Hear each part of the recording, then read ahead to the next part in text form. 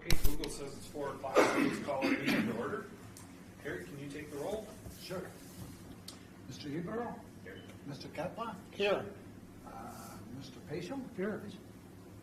Mr. O'Reilly? Present. And Mr. Miller? Present. Ms. Tompkins is joining us by Zoom. And Mr. Boardman? Here. Well, thank you. Dick, was the meeting appropriately noticed?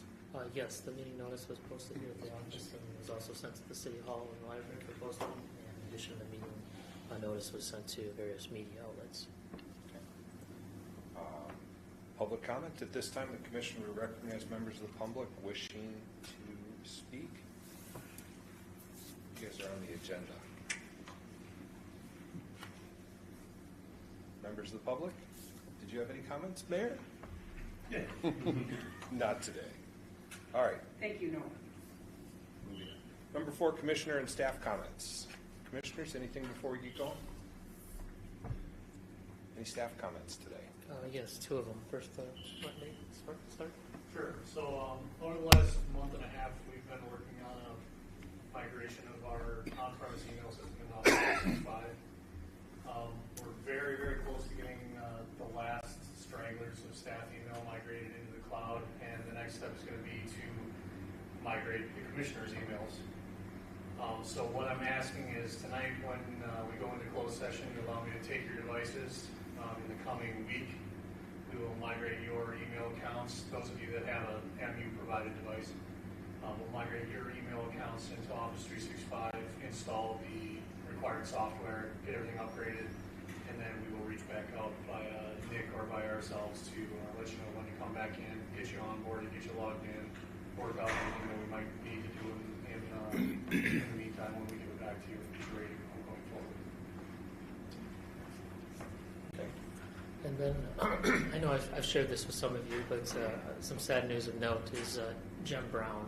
He was the general manager of Wisconsin Rapids Waterworks and Lighting Commission, and he was also the chair of the Great Lakes Utilities. Unfortunately, passed away unexpectedly after a brief illness at the end of July. We sent the flower and some cards to a celebration of life that happened last week, and we've also reached out to Wisconsin Rapids to extend our support if they need such during this difficult and unexpected times. Thank you. Number 5, Employee Service Award. Yes, so tonight we'd like to recognize Mike Vanderwist for 20 years of service in the electric department. Mike began his career with Marshfield Utilities back in August 4th, actually, of 2004. He started as an apprentice lineman and then was promoted, went through the process to become and he's currently a journeyman lineman. Thank you. And that'll be recognized in full at the staff outing. Okay. Number 6, CCS Fieldhouse Project. You guys are up so soon. Thank you for that. And thanks for the invitation. We definitely have seen Marshfield Utilities workers out at our place in the last month and a half or more. Nick was kind enough to share with you some of the information that we prepared that explains the project, but just real briefly. We're in the midst of building a field house that will have four full-size basketball, volleyball courts, but also 4 classrooms, a fitness center, batting cages, and all of the related amenities that go with those. Now, this is a project that for us has been in the works for a lot longer than you may have seen if you're just watching construction. This has been planned out really for 8 years or more that we've been thinking about this, because our enrollment has been growing for, I used to say 12 years, it's really been about 14 years now. Our enrollment keeps going up. It will again this year. So we need the classroom space as we expand grades into extra classrooms, so we keep our class sizes small, and we definitely need the athletic facilities. So we're not having our one full-size court, which is the one at Columbus, in use from 5:30 in the morning until 9:30, 10 o'clock at night. And to that end, Joe Konieczny has coached basketball for us for a long, long time, and he's run a lot of those and knows how many teams are trying to find space, and I'll let him explain just the athletic need for this facility.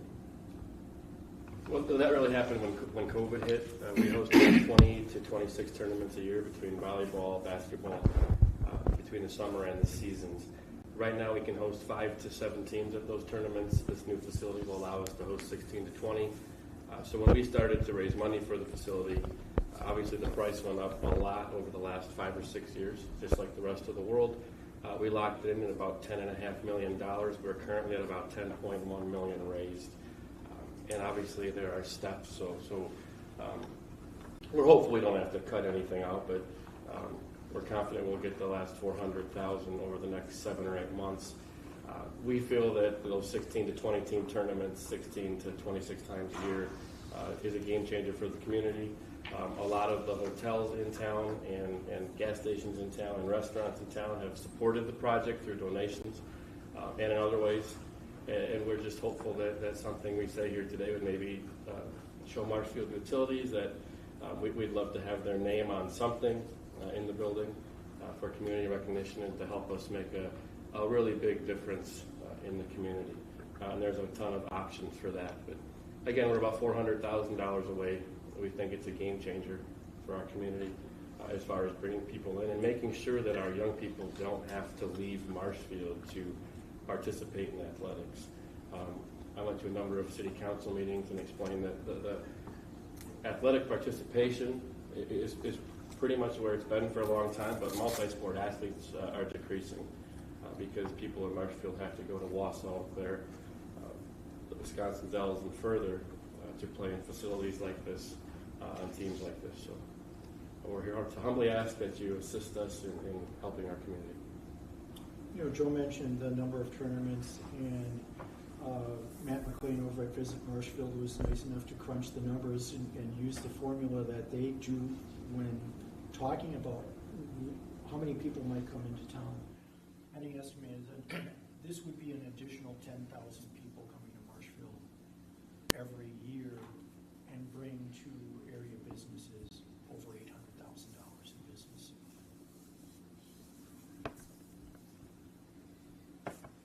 And just some additional items. I mean, in the packet I provided you the kind of the brochure that kind of shows you the architectural rendering, and then also the layout of the facility itself, the different spaces as they mentioned, and then also provided the letters, frequently asked questions that kind of talk a little bit about some of the details.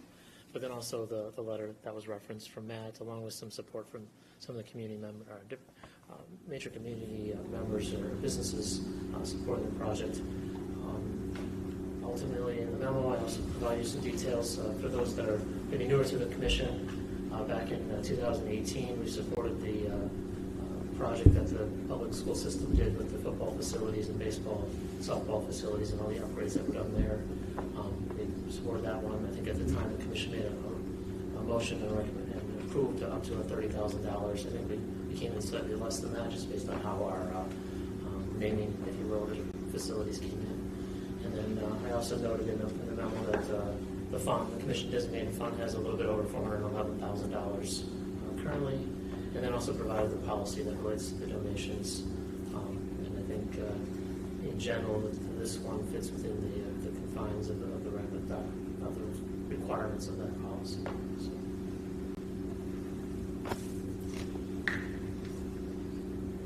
Natasha. I think this is a wonderful opportunity for Marshfield Utilities to support the community. We supported the pickleball fields, the courts, and this long history of utility supporting community things.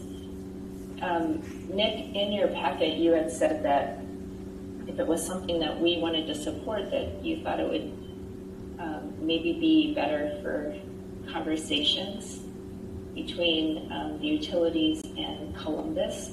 So I'm just wondering if it was something we wanted to support, would it be sort of a general motion of support, but not a specific number. Is that what you're sort of looking at? No, I guess to speak to your comments, Natasha, so what I did is I sent out later this afternoon, David provided me the different recognition levels that they have for different naming rights. And in there it has from $2 million down to $2,500. What I'm recommending is if the commission is so inclined to support the project is to determine the dollar amount and then allow the staff to work with David and Joe to determine if it's on the basketball court or on the wall or whatever naming makes the most sense instead of getting into the exact item.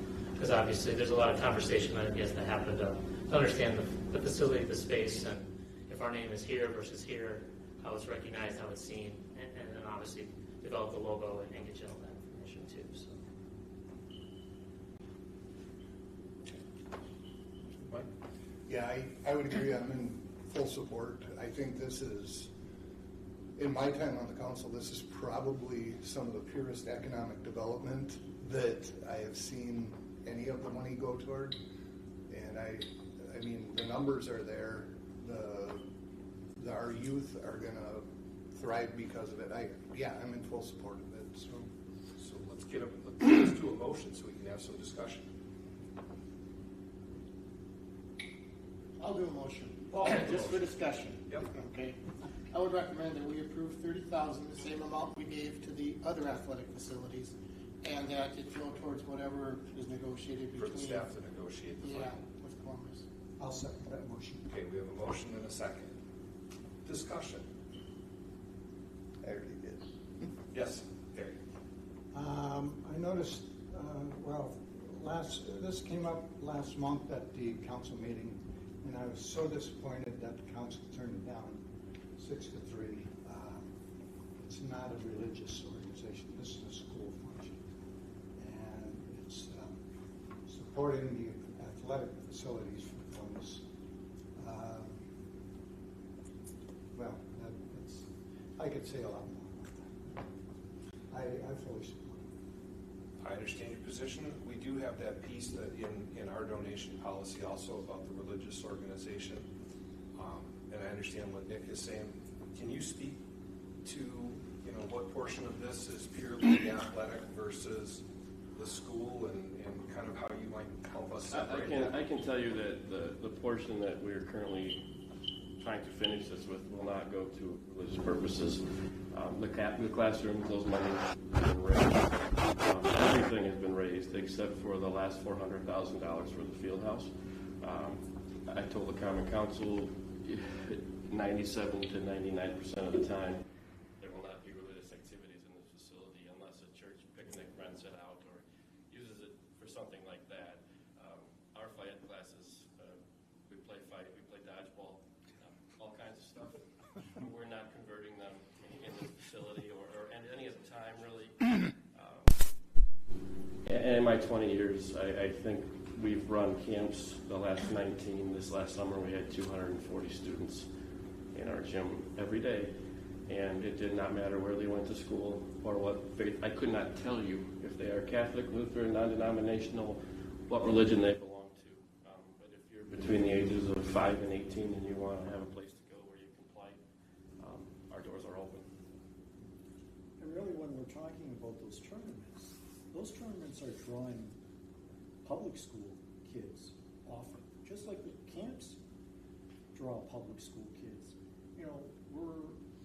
We think if we're running a high school tournament, well, it's going to be a lot of those public schools that we compete against in the Clover Belt East.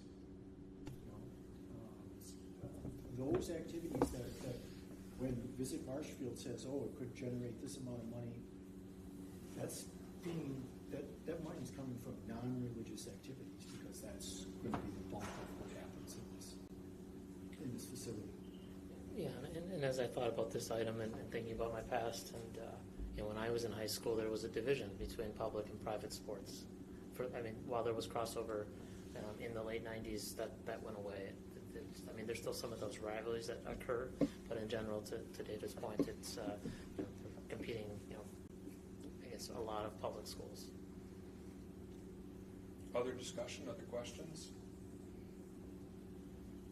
Nate? I agree, just in full support of it as well, and It's an impressive amount of money that brings to the community, so I think it's a good investment, possibly bigger than the pickleball, although pickleball is a really good sporting activity as well. I have no clue. I mean, Yeah. how we compare, but it's. both We will are play really some good. pickleball in this building. Yeah, I heard that. Previous, yeah. So maybe even consider more than the 30,000 is my point there, I guess. And honestly, from an economic development perspective, you know, the lights have to be turned on so they can play. The air conditioning is going to have to run during the summer so that they can be comfortable. The restrooms will have to be obviously with water and the showers and so on. So I mean, there's a lot of direct impact to our revenue source, our revenue as well. All that agreed, but if we gave 30,000 to the public school project, which was much larger and was a much larger school district, does there need to be any recognition of size difference? Unless you're relating it to the pickleball field, though, too. I mean, Yeah. I mean, from my perspective, I just think being fairly even sends a good message. How we treated one, we're treating another. Understand. Other questions, comments? We have a motion and a second. Natasha's got. Oh, Natasha, thank you. Go ahead. Well, when we're talking about comparing the two projects, we do need to realize the other one was how many years ago? Was it 10 years ago? 6. 6 years ago? So, I mean, the cost of materials and things have gone up. So if we really did want to say that we're sort of being even on both, we might want to, you know, add 5,000 or 10,000 just to make it sort of equitable. Yeah, I wouldn't have any problem with that. 10,000 more. So are you amending your motion, your very own motion? Sure, I move to amend my motion to increase the amount to 40,000. You never remember the rules when there are amended motions. I don't either. So if you want me to just vote that one down and start on that's kind of what I'm thinking, too. First, we got to have a second on your amendment. I'll second that. Second is amendment. We have a first and second on the amendment. Any discussion on the amendment? All in favor of the amendment, which would be to modify the original to 40,000 instead of 30,000. Yes? You want us to? All in favor? Aye. Opposed? 1. Okay. That motion passes. The motion on the floor now is 40,000 donation to be negotiated and final by staff. All those in favor? Aye. Opposed? Motion carries unanimous. Thank you. Could not express to you how appreciative we are. And my sophomore year of college, I got partnered in chemistry class with a guy that was brilliant, and it was hard because he was really, really smart. And we'd stay up all night and he'd help me through it, and his name was Nick Kump. 27 years later, flashbacks right. He's a good guy. Well, thank you guys. Well, Thank you. I'll be in touch to Thank you very for the much. details. Yes, thank you guys. Okay, number 7, Municipal Code Section 1436 update. Yes, so over the course of the last number of months, we've reviewed the Municipal Code 14-36. After 2 readings and some considerable discussion, the Common Council approved the changes as follows. Basically, they removed the reporting requirements.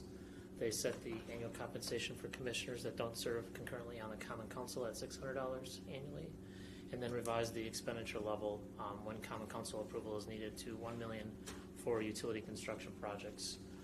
In the packet, I provided you the actual approved ordinance, and ultimately, I don't expect any changes in how we process everything here. It just now, as we're meeting a new set of ordinances, if you will, so our code. So thank you guys all for your support and helping us get through that. Okay. And that's information only.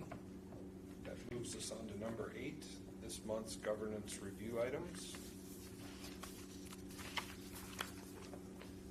We have the one that came back with the change from last time. Yes. So is there a motion to approve that one by Nick, second by Nate? Any discussion? All in favor on that one? Aye. Opposed? Motion carries.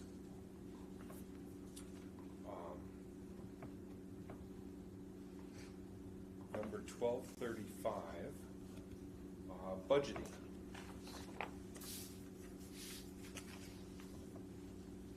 What edits or updates did you see as you read through this one?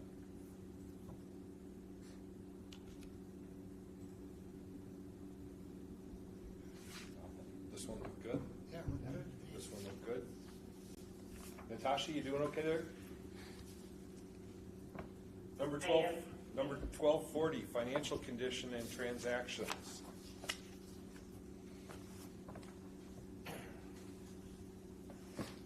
It's good. Yeah, As straightforward. the chair of president of the commission for the last few years, every time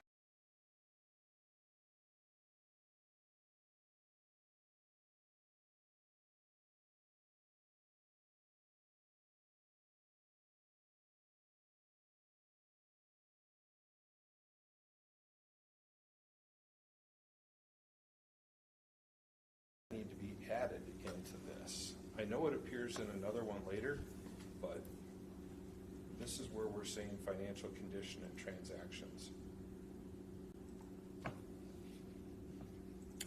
Could you give an example of what you're thinking for wording on that?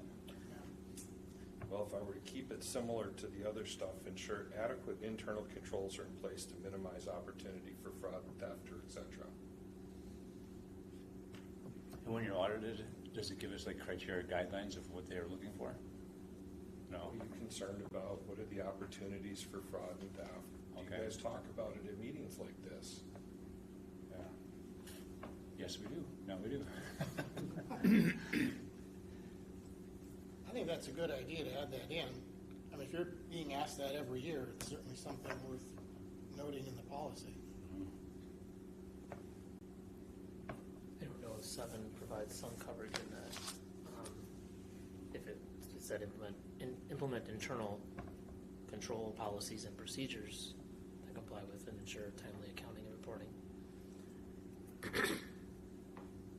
That's timely accounting and reporting.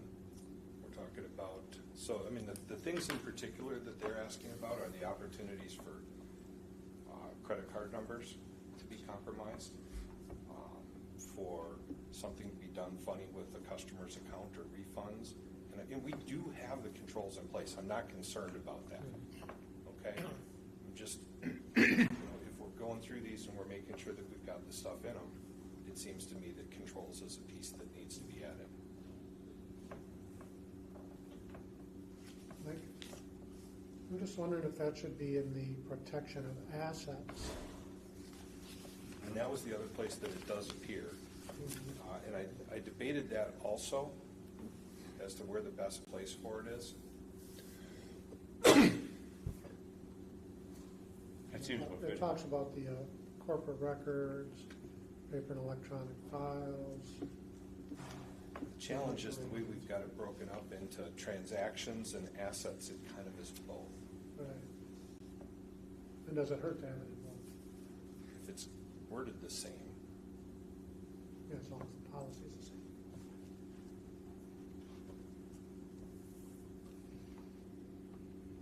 sort of thought one or the other. I think it's okay to have it in both. As you said, it's got to be worded the same. It would kind of been eliminating putting it the same thing in multiple two. policies. I mean, it's either way. If it's in one, It doesn't need to It's be there. there. That's when we leave it. Harry, given your background, what do you think in terms of the best place for it? It needs to be in both places, I feel like. Internal control is just a huge, huge portion of an audit and the financial condition of the utility. So I agree. I think it needs to be in both places. I like the way you worded it. Okay. Very good. All right, so we're going to need to see that one again next month, I think. And then maybe if we also add that to 1255 for next month, maybe it'll be more clear when we see it. Was there anything else on that one? Number 1245, debt issuance and payment.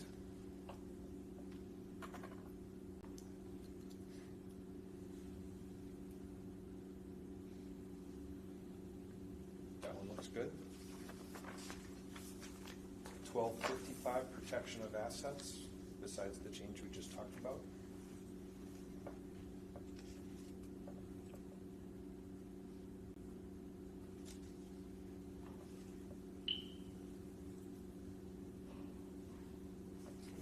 You like that one too? 1260, corporate risk management.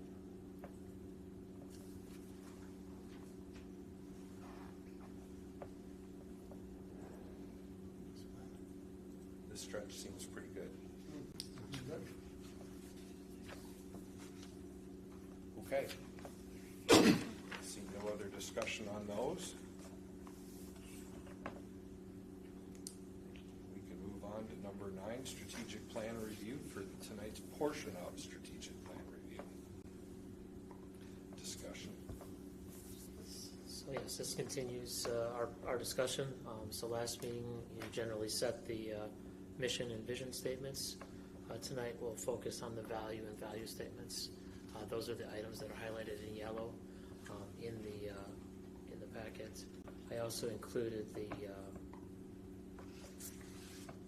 objectives, the bullets underneath the items in yellow, just for reference, and then once we get through the value and value statements, then we'll do more objectives at a future meeting. So you can see there's 5 of them there between financial health, customer relations, environmental stewardship, employee development, and then business excellence. Instead of keeping this too structured, let's just spitball it. What do you guys want to, what does everybody want to talk about? Is there a particular one you want to start with?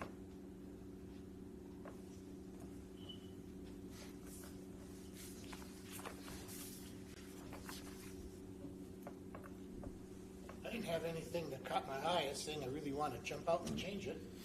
So I don't know about the rest, but I was going to say the same thing. I found myself in a similar position, and then I challenged myself because we changed the mission and vision, that there had to be at least some update somewhere. well, we more changed the mission and vision by wording than we did by meaning, I think.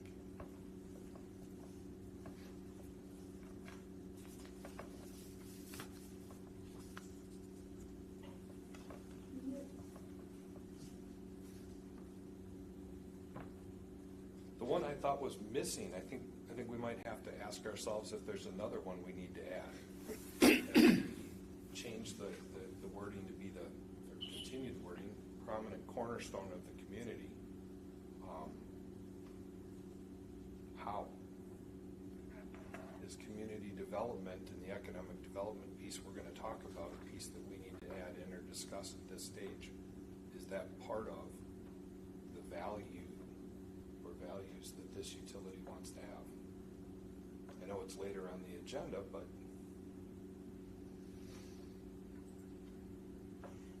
Do you see that, Nick, as being dependent on what we decide to do with economic development? Or whether or not we decide to do anything with economic development, do we still need something additional here? whether we do it ourselves, we support somebody else doing it, or we choose not to do it or not support somebody else doing it, where does it rank in our value system? By not having it, I think that kind of puts a non-value on it. True.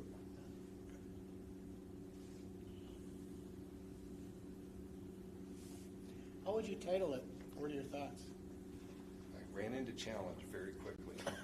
Yeah, I was just thinking in my mind. I wrote community development.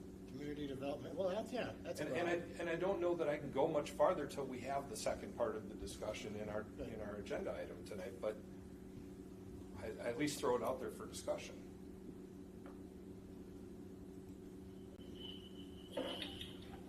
I did have similar thoughts.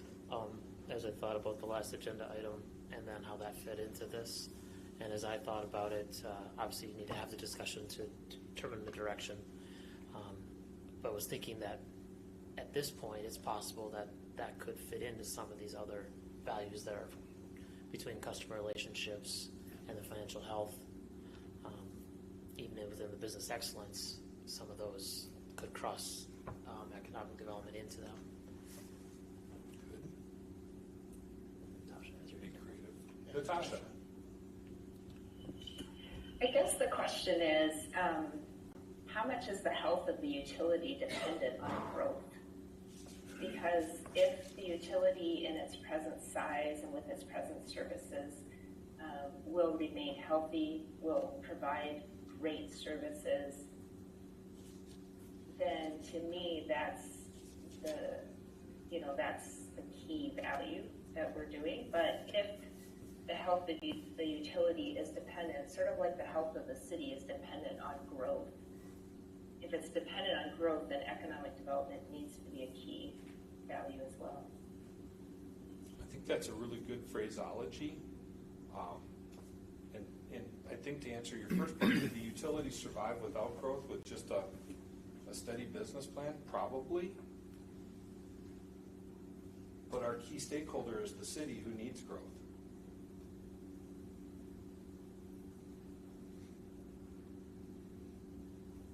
So I don't know that the utility needs growth for the sake of growth, but we need growth for the city.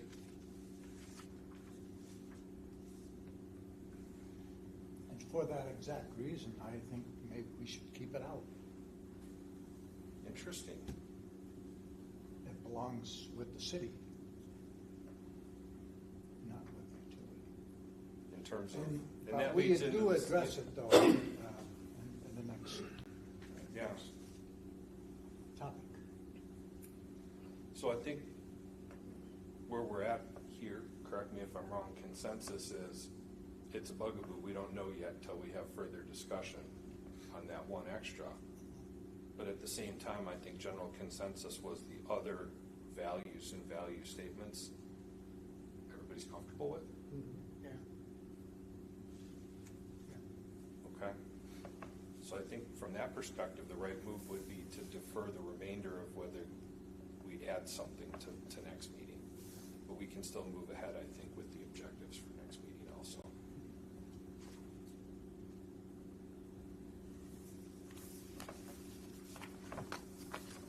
Okay.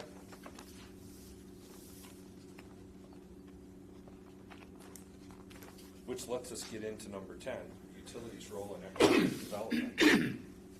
This should be good. So this was asked last agenda, or last meeting, asked for this to be placed on the agenda, so it was placed there. I was thinking that maybe I could review some of the items from the memo at a high level, just to kind of percolate some thoughts and ideas, and then kind of let you guys discuss it. So let me pull up my notes here quick.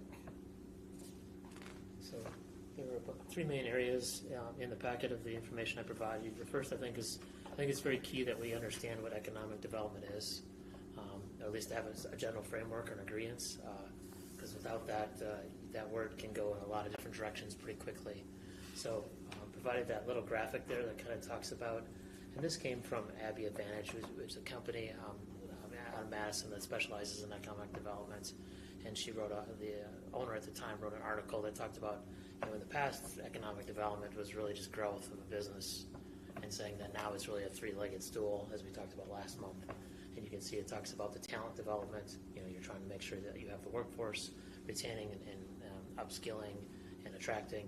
You have the development of businesses, which relates to the retention of existing businesses, the expansion of existing businesses, the development of new businesses, and then obviously entrepreneurial and startup type options as well. And then to tie them together, you need that placemaking. And, ultimately, someone's going to come to your community and work their job, and they're going to work 40, 50, whatever hours. Then they have X number of hours where they're not sleeping. What are they going to do during that time? What's going to keep them engaged and entertained? And that's where the placemaking piece comes into place. What are they going to do in their free time, essentially? So that's kind of the framework that I see economic development through, and why I threw that there for you. Next, kind of talks about the value to economic development for the utility. Kind of to the comments earlier. I think we have to. Economic development can be just maintaining of a business. If you think about our largest customers, if we're able to at least help them maintain what their service they're offering and the use of our services that they're using, we can ensure our revenue and ensure our health. And I think that's one key component to economic development. Obviously, if we're able to increase the sales, we're able to spread some of our fixed costs across a greater population. So that helps from a cost savings perspective.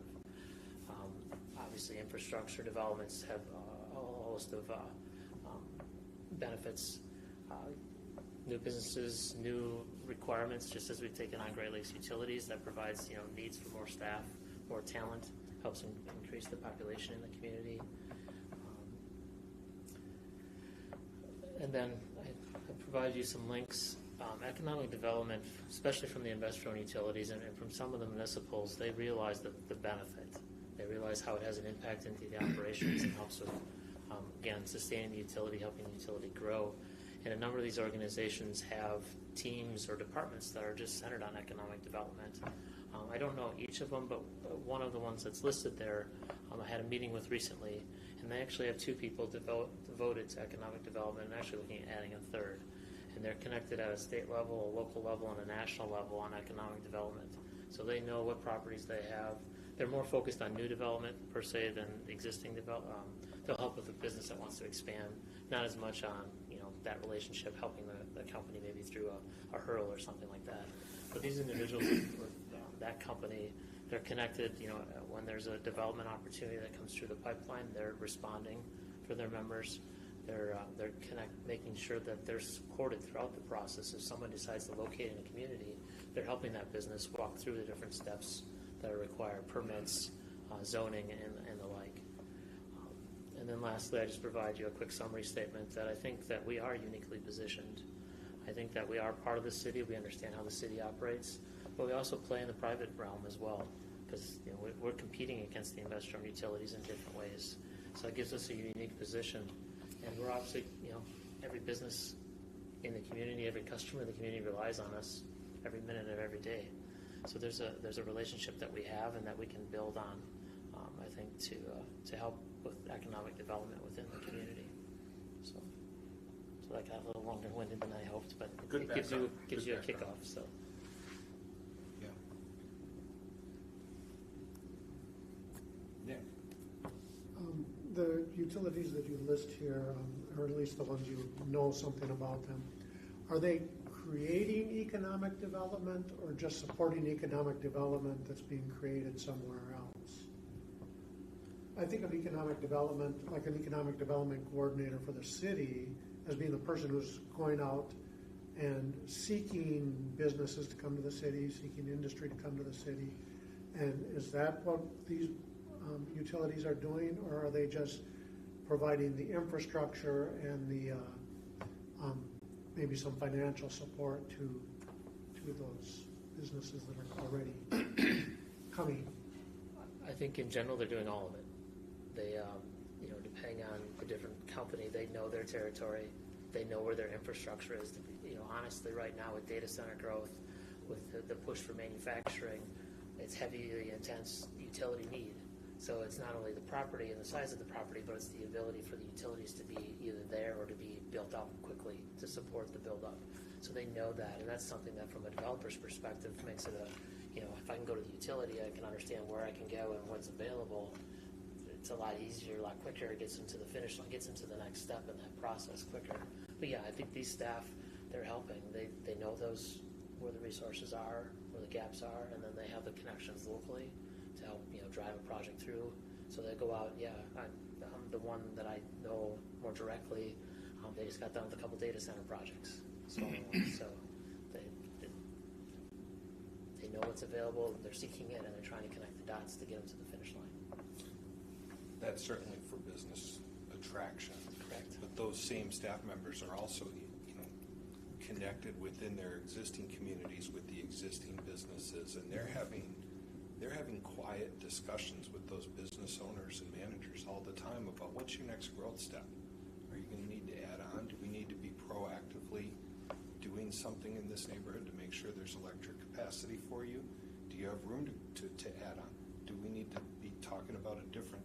They're involved so early on, even on the retention piece of businesses that are already existing in town, which honestly is probably 80 or 90% of economic development. And one of the areas, if I may, one of the areas that we haven't attacked and from a strategic plan that I hope to attack in the future is the key accounts.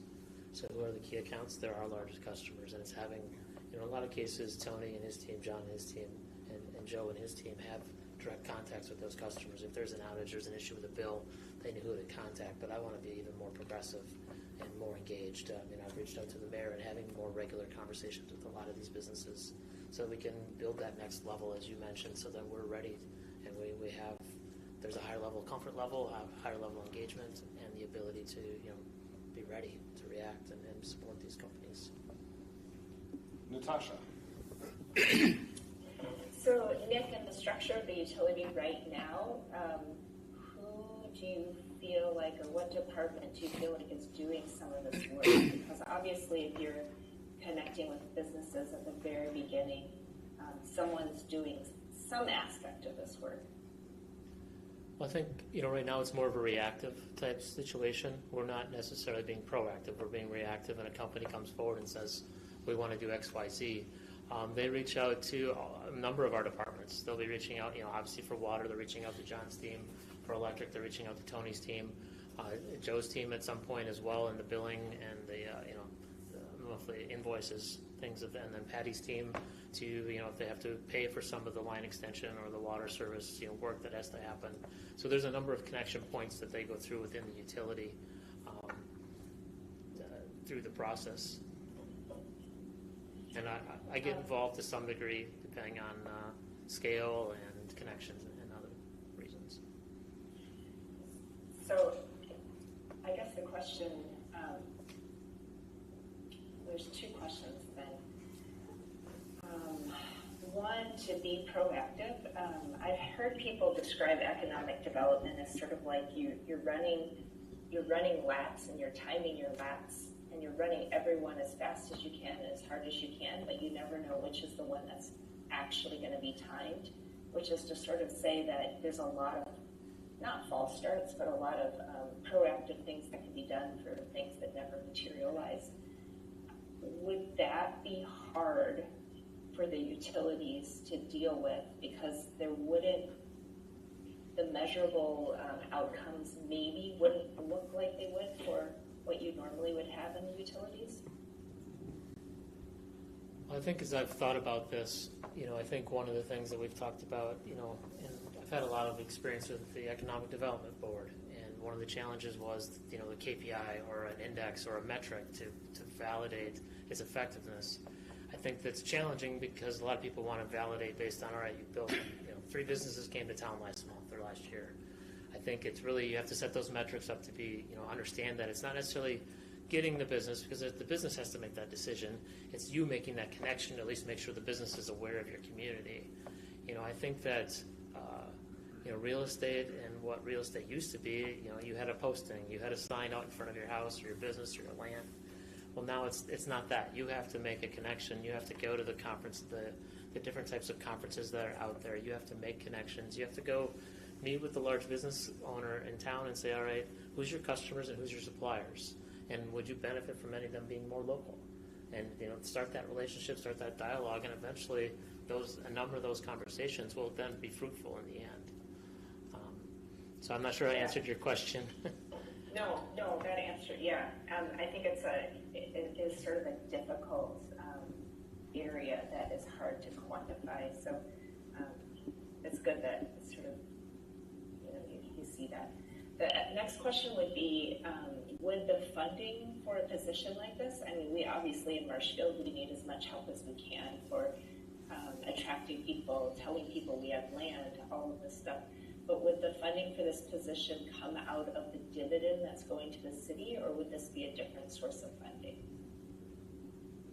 I think that's a great question and one that would obviously have to be discussed as we go through this process. Right now, our above the line, the dollars that we charge up for our customers, there's nothing in there for economic development.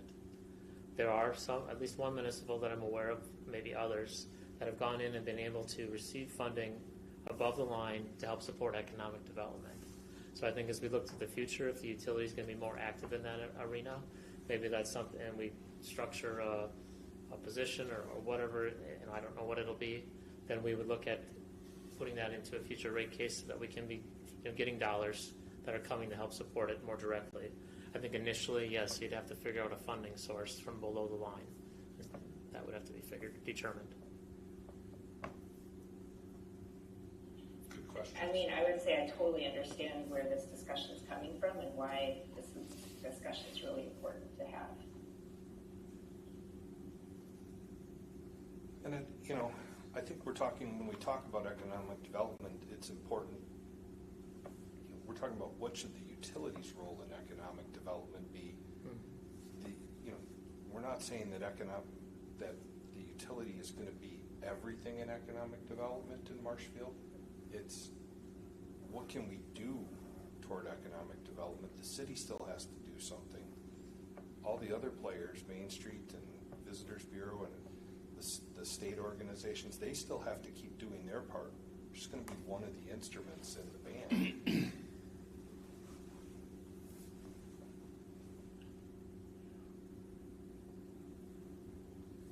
But can we help becomes the question.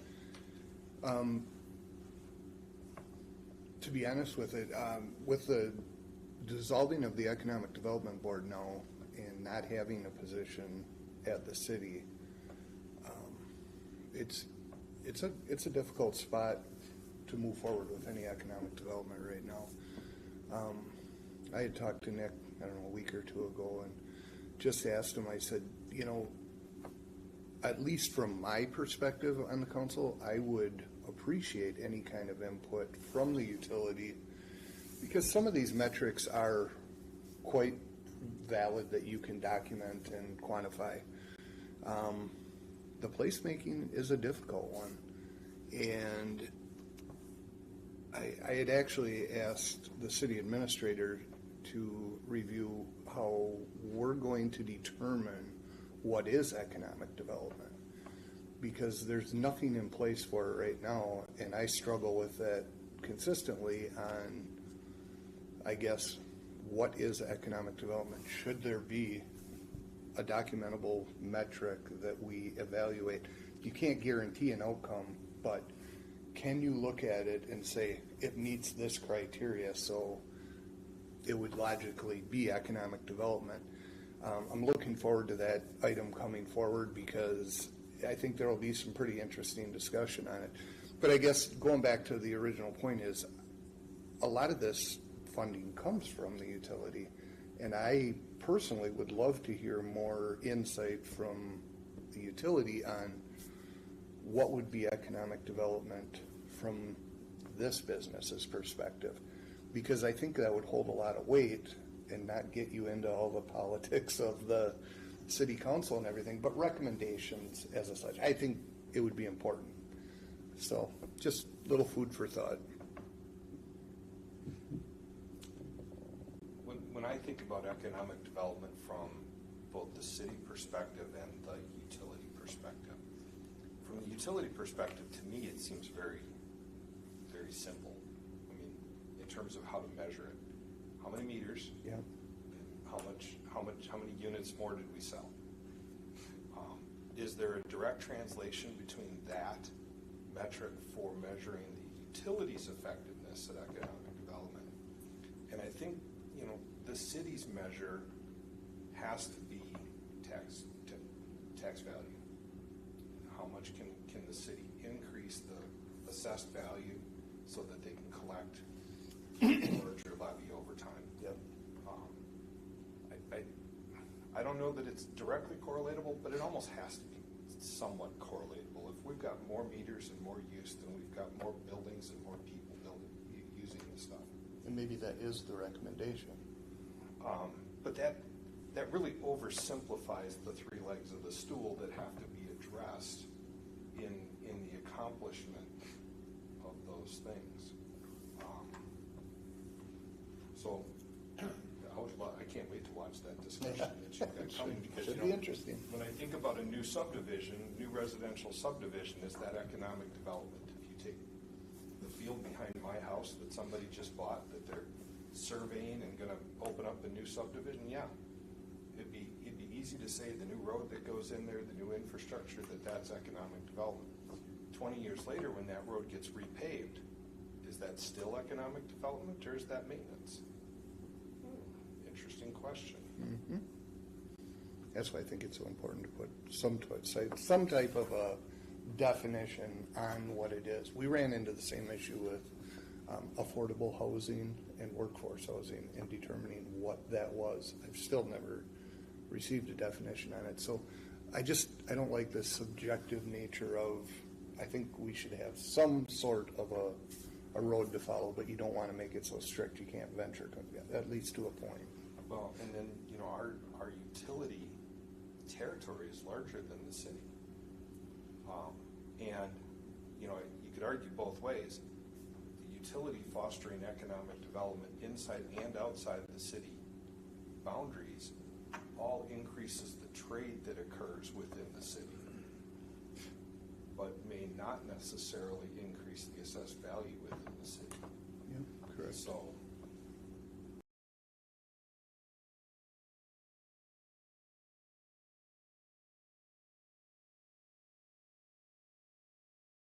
metrics, things that, I saw on the Economic Development Board, for instance, is what are those contacts with current businesses? How many have you contacted? What's been the level of involvement with what's already here? And then how many new opportunities have you explored, whether they materialize or not? Because truly, it does require the business to decide they're going to come here. But whoever's doing this needs to get some credit, if you will, for the attempts made, because they're working just as hard, but then they also have to look at the learning that comes out of that to say, geez, we didn't get this, why? Mm-hmm. Why did they go to Wisconsin Rapids? Why did they go to wherever? Yeah. And then the next time, try to make a different impact or take a different route. So I think you need both, but the numbers are important, there's no doubt. well, and if we go back to our own discussion about KPIs for the utility, correct me if I'm wrong, but the concept, maybe you have the overarching goal of more meters and more units, and you create your soft metrics. Those would be your KPIs driving towards the goal. Okay. You're experimenting until you figure out what the right formula is, right? You Right. pick 6 of them, you go measure those for 2 years, you say, you know what? Those didn't correlate to our success at all. Yeah. So we have to change those. But I agree that those intermediate measures are Have important. to be there. Yeah. But for the discussion we're having, is it safe to say that that there's consensus that the utility needs to be involved in economic development? I mean, we kind of skipped that most basic piece. I think that there is. My view is yes, but we can't be the only ones. Okay? Unless there's a whole lot of funding from somewhere else besides the utility. Well, I mean, there's effort and then there's investment. we have to look at them separately. And there's multiple players in economic development. Yep. With economic development board gone and no real leader for that in the city right now, there's no head of it, so to say. And there may never be again, I don't know. Does the utility move forward in its vision of economic development that harmonizes with whatever else happens regardless? Or do we have to not move forward at all until we can figure out what the city wants to do and make sure it's in alignment? Nick? Sounds to me like the utility's already involved in economic development. It's just not as a more of a directed mission of the utility. And I guess I'd like to see what sort of how that would look, if we had a department that was dedicated to economic development rather than just the head of this department, the head of this department, and the head of this department getting together and talking about economic development issues. What would a separate department look like, and what would be their responsibilities as related to interacting with the other departments? Interesting idea. Department of one to start with, maybe? Yeah. I agree wholeheartedly. We've got 5 utilities listed here who, they all have some sort of economic development. With Marshfield de-emphasizing economic development, I think puts the onus on us to move forward with that, even consider hiring somebody. A lot of companies have people on staff, maybe one person, maybe more.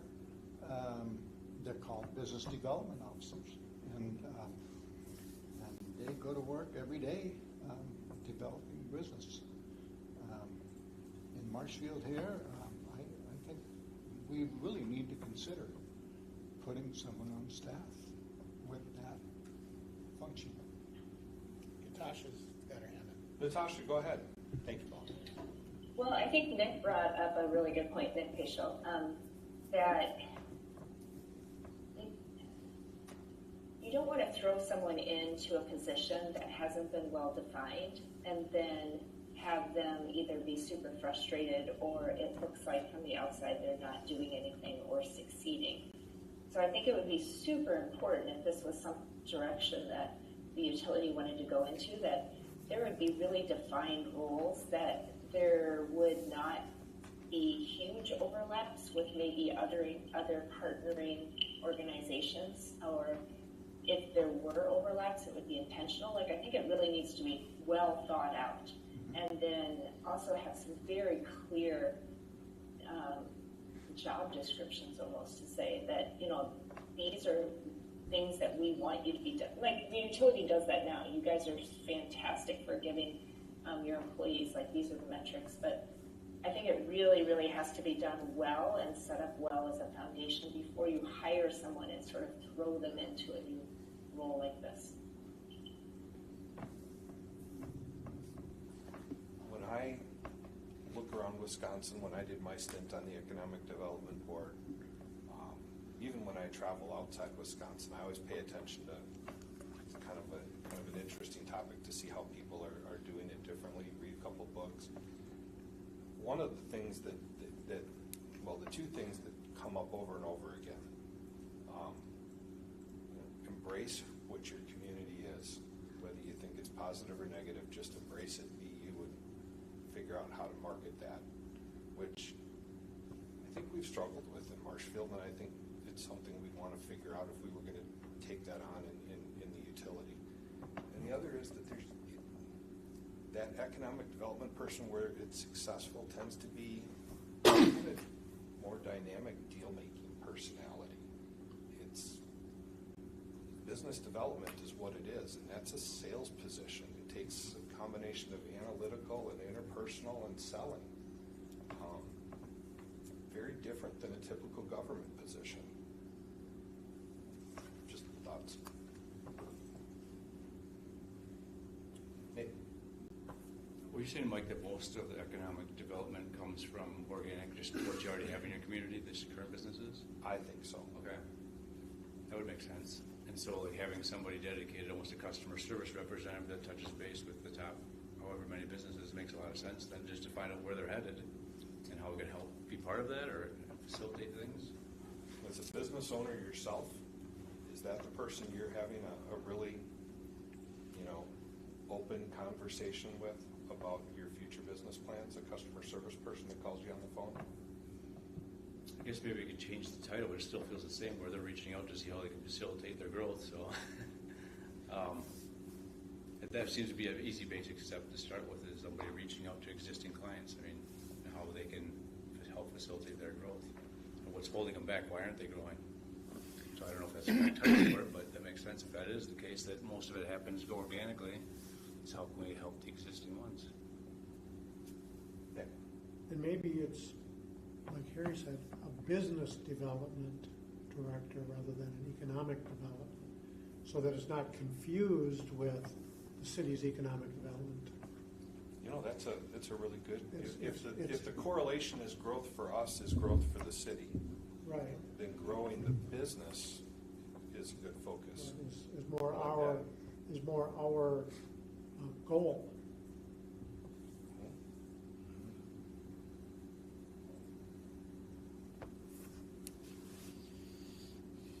So in terms of direction for Nick for continuing this discussion, what do you feel like your direction is so far?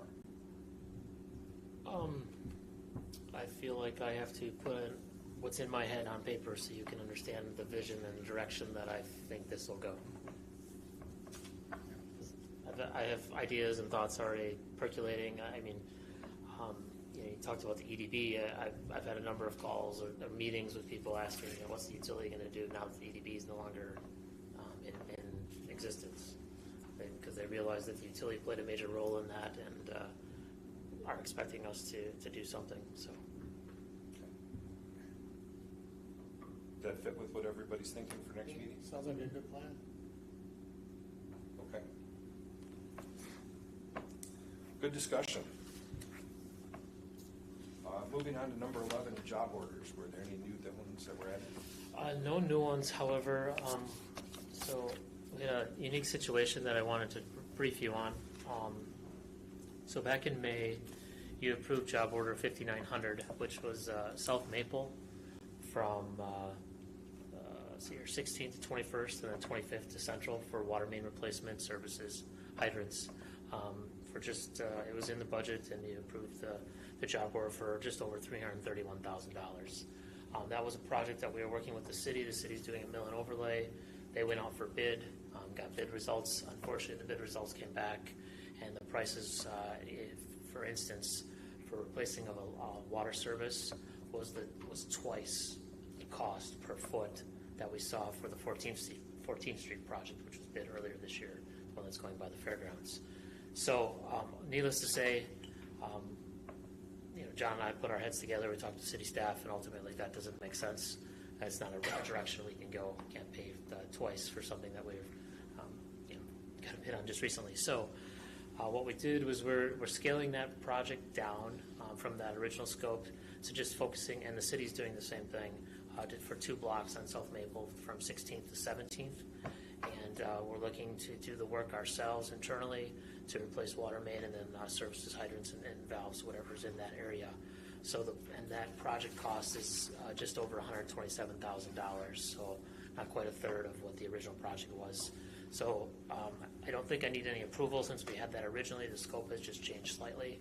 What you'll see then is when we go to the budget process, the remainder of that project will be inserted. So it's something that we'll be looking to carry forward to next year. So we'll get some of it done this year and look forward to next year's or the year after to complete the rest of it. So I just wanted to brief you on that and make sure to answer any questions you may have. Questions? Okay.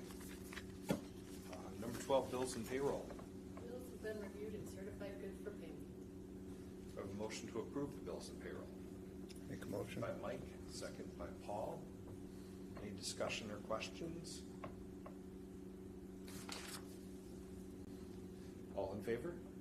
Aye. Opposed? Motion carries. Number 13, previous meeting minutes from the meeting of July 8th. Is there a motion to approve? By Nick. Second by Harry. Any changes proposed? All in favor? Aye. Opposed? Motion carries unanimous. Number 14, financial reports. All right, included this month are the July cash reports and the June financials.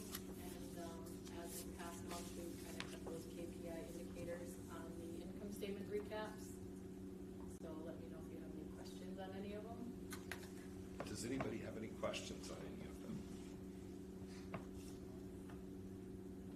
Okay, those are for information only. So that would move us to number 15, approval to go into closed session per Wisconsin State Statute 19.851E, deliberating or negotiating the purchasing of public properties, the investing of public funds, or conducting other specified public business whenever competitive or bargaining reasons require a closed session for the purpose of discussing 1210 South Oak property, and per Wisconsin Statutes 19.851G, conferring with legal counsel for the governmental body who is rendering oral or written advice concerning the strategy to be adopted by the body with respect to litigation in which it is or is likely to become involved for the purpose of discussing PFAS class action lawsuits. Is there a motion to go into closed session? By Nate and second by Mike. All those in favor? Aye. Opposed? Motion carries. We are in closed session.